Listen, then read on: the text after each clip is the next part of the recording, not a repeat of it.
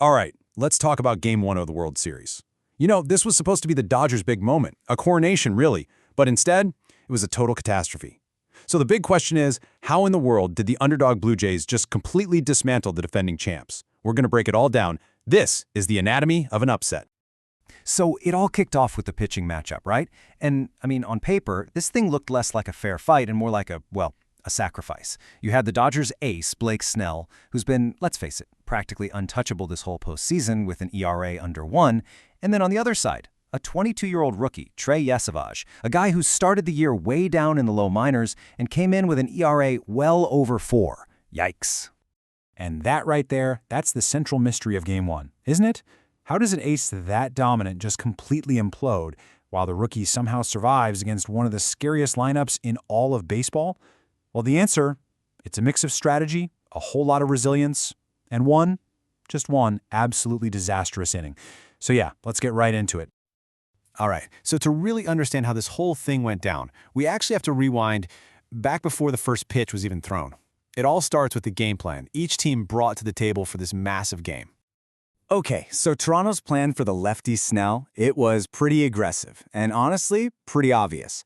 They just stacked their lineup with right-handed hitters. 7 of them. They put their big bats, we're talking Guerrero, Bichette, and Kirk, right at the top, basically to say, we're coming after you from pitch 1. The whole idea was to neutralize that lefty-on-lefty advantage he usually has. Now the Dodgers, they took a different approach. They basically stuck with the formula that got them to the World Series in the first place. They trusted their superstars, Ohtani, Betts, and Freeman at the top, and they kept that classic zigzag of lefty, righty, lefty, to make those late-game bullpen matchups a real headache for Toronto. They were clearly confident that their stars would have no problem with the rookie. And you know what? For the first couple of innings, it looked like that confidence was spot on. Their star-studded lineup went to work right away, and they had the rookie on his heels from the very beginning. So by the end of the third inning, the Dodgers are up 2-0. Yesavage was, he was clearly fighting it out there. He was struggling with his command, walking guys, letting runners get on base. But, and this is a huge but, he wasn't collapsing. He was keeping the ball on the ground, and he was limiting those huge back-breaking hits. Now, have a look at Yesavage's pitch mix here, because this is where things get really, really interesting. So he's leaning on his fastball and slider, which, is pretty standard for him.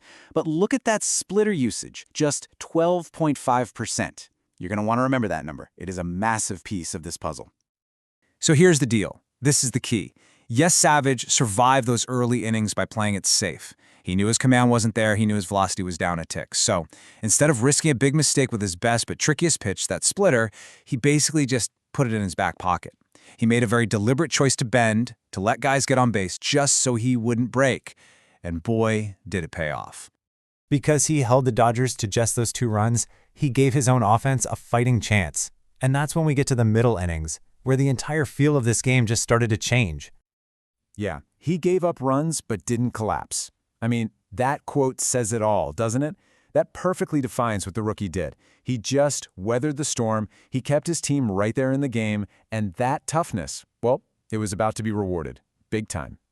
And boom! Bottom of the 4th, the Jays hit back. Kirk gets a single, and then Dalton Varsho just crushes a 2-run homer off Snell. Just like that, in a flash, we have a brand new ball game. It's tied 2-2.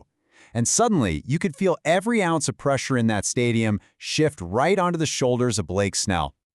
Okay, so now let's flip the script and look at Snell's side of things. As that pressure started to build, you could just see the cracks beginning to show.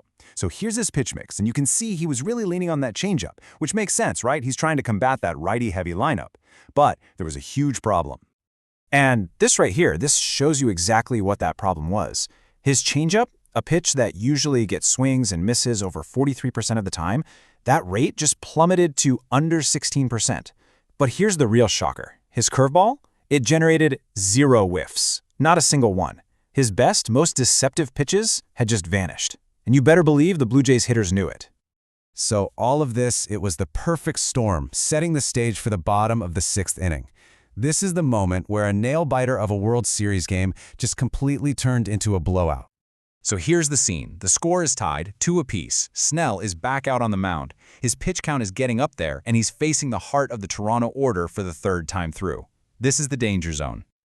This is the moment the Dodgers needed their ace to be an ace. They needed him to shut the door, keep the game right where it was. The question was, could he do it?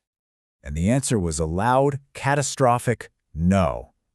And man, it happened so fast. Walk, single, hit by pitch. And just like that, the bases are loaded with nobody out. That was it. Snell's night was over. So the Dodgers had to go to their bullpen, but it was too late. The dam had already broken. The Blue Jays just kept hitting.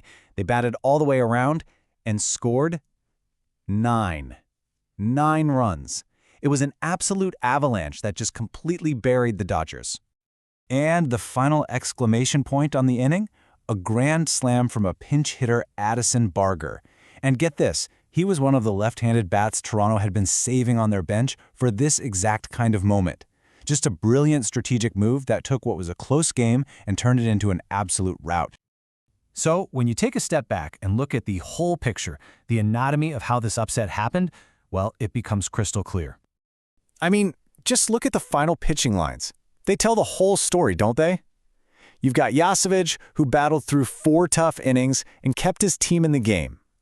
And then you have Snell, the ace, who couldn't get a single out in the 6th and ends up getting tagged with the loss, officially giving up 5 earned runs that pretty much sealed the deal for the Dodgers. So really, it all boils down to this. Toronto's shocking win was built on 2 main things. Pillar number 1, their rookie pitcher bent, sure, but he absolutely refused to break. And pillar number 2, their lineup was disciplined. They waited patiently. They found the ace's weakness, and then they just unleashed that historic 9-run inning that blew the game wide open.